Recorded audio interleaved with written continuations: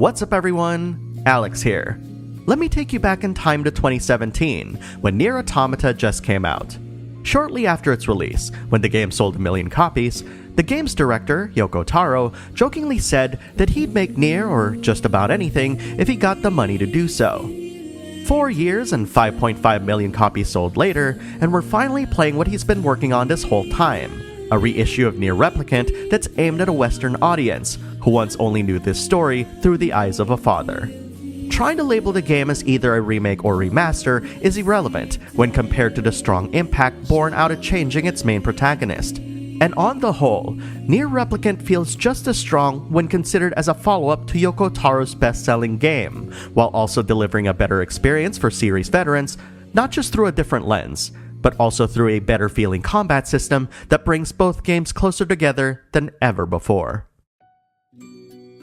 This review was made possible by viewers like you, so please leave a like, comment, then subscribe to the channel if you enjoyed this video.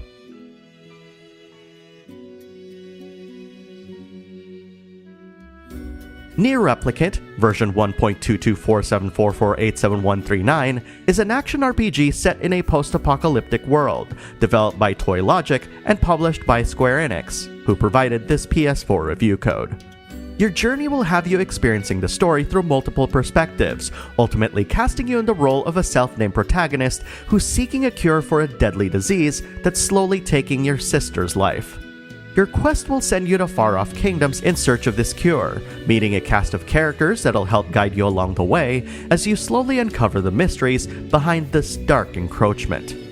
This will be the first time I'll be playing NieR in any of its iterations, though my review contains information compiled from extensive research as well as interviews with longtime fans, which were all conducted after finishing the game in its entirety. My hope is that this combined approach will provide you with a unique perspective on NieR Replicant.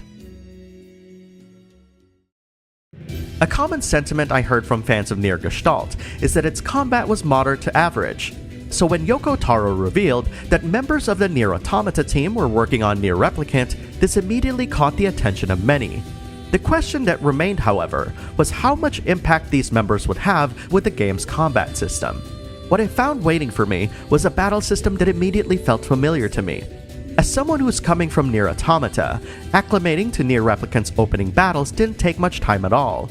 This is all thanks in part to how easily each of Automata's different combat features figured into Replicant's gameplay, making the transition feel surprisingly smooth.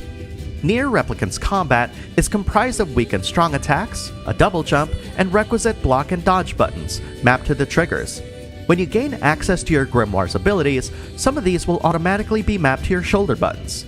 The kicker here is that you have the option to remove your block and dodge buttons and exclusively use Grimoire abilities throughout the game or vice versa. This offers a level of freedom that makes you ask some very interesting questions about how you want to adjust your playstyle. Should you forego having any way to dodge and block entirely in favor of more Grimoire abilities? Could you stand to not have the block button for a majority of your playthrough? Regardless of your answer, you might encounter a situation that might dictate that you alter your button mappings. Thankfully, this can be quickly done just by bringing up a menu at any time and remapping your buttons. Complementing its combat is a system called Word Edit, which lets you modify the properties of every magic spell, weapon, and even block and dodge actions. You'll be able to apply 2 words to each, and some words can even enhance the properties of another when combined. One noteworthy combination I found was through the use of the word basal, which, when combined with any word that grants status ailments, would boost that effect's level to 5 instantly. You'll earn words via random drops, and this is usually dependent on the type of area you're in, as well as the type of shades you're fighting. Overall, I liked how easy it was to see what kinds of effects the words had on each of my weapons, magic, and martial arts.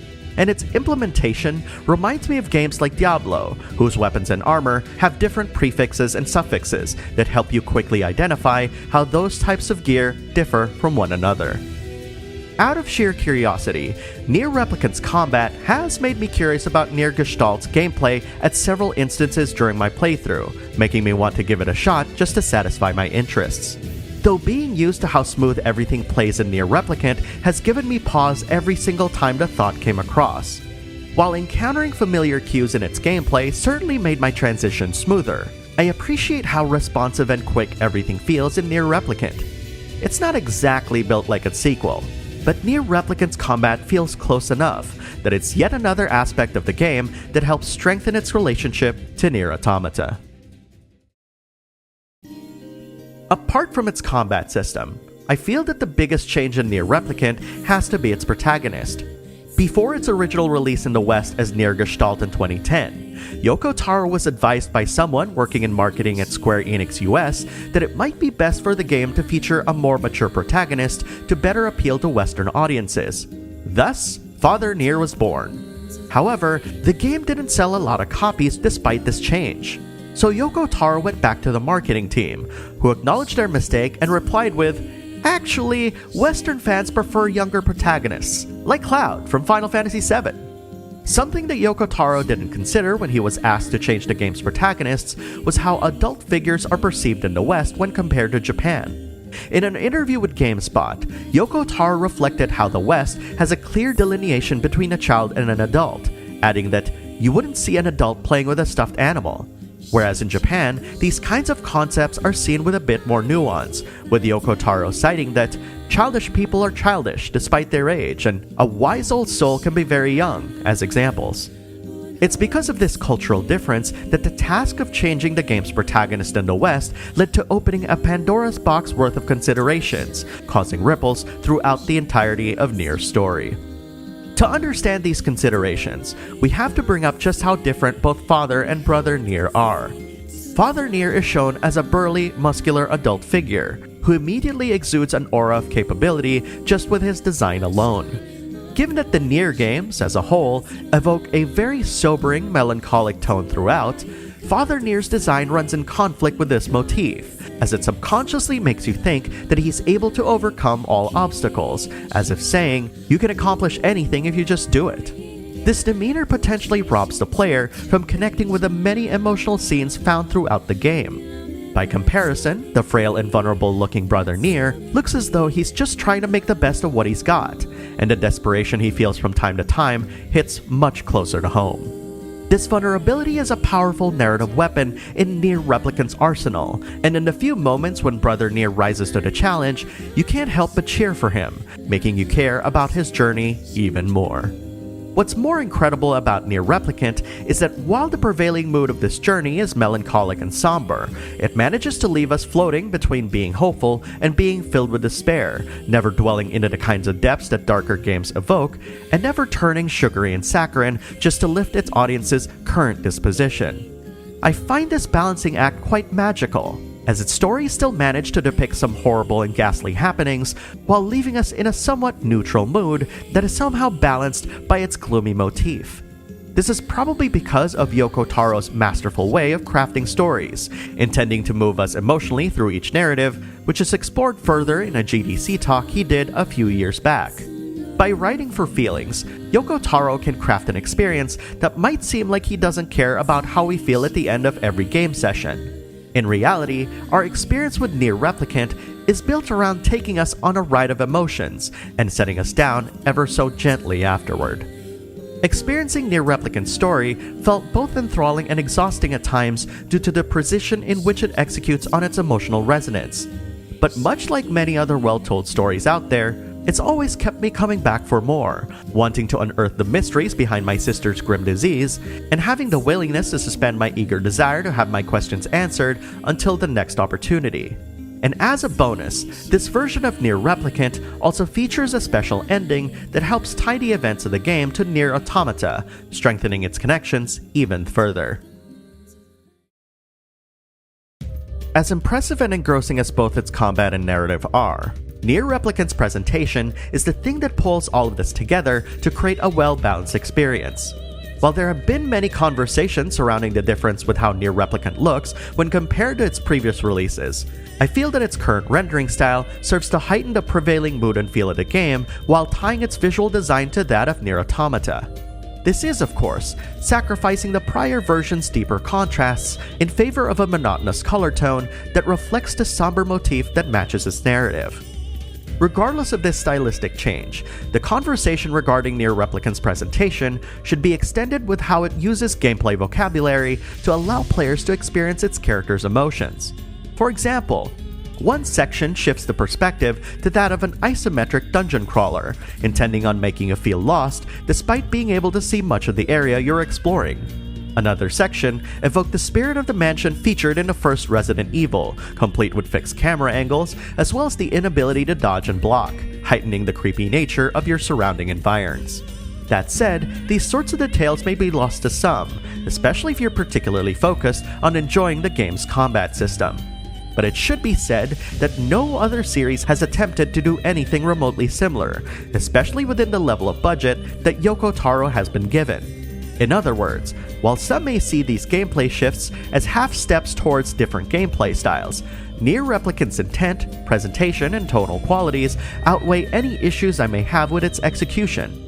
And given that despite these gameplay shifts, you're still utilizing the same controls as you would when you're exploring the world at large, this familiarity allows you to just engage with the game in any way it lets you, much like how easy it was for me to get used to NieR Replicant's gameplay after transitioning from NieR Automata. Returning to score NieR Replicant's incredible soundtrack is Keiichi Okabe, who has been a longtime collaborator since NieR's original release in 2010. While the game features tracks from its previous releases, Okabe took the time to update several songs just for this version, reorchestrating familiar melodies using modern technology that helps update NieR's aural landscape. If I can take a quick aside, I always marvel at the fact that Keiichi Okabe is the same composer responsible for the songs found in the Tekken series.